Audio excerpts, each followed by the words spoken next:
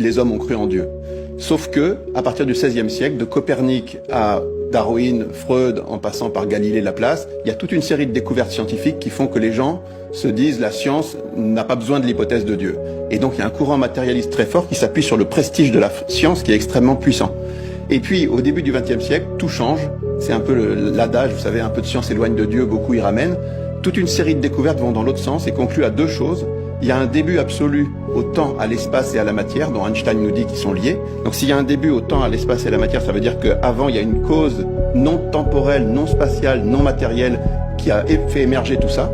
Et puis, chose très importante, dans les 50 dernières années, on s'aperçoit qu'il y a des réglages absolument fous dans l'univers, que les données initiales de l'univers sont absolument réglées d'une manière fantastique, et pareil pour les lois de la physique et les lois de la biologie.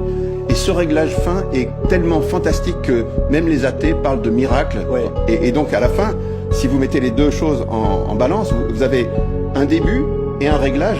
La solution la plus évidente, c'est qu'il y a un esprit intelligent qui est à l'origine de tout ça. Et dans notre livre, donc il y a la partie scientifique qui fait les 2/3 du livre à peu près, parce que la science était le véritable obstacle, mais il y a toute une série d'autres anomalies de l'histoire sur lesquelles on peut réfléchir de manière rationnelle, et l'ensemble de tout ça fait une série de preuves convergentes, indépendantes, rationnelles, qui ont toutes le même résultat en fait.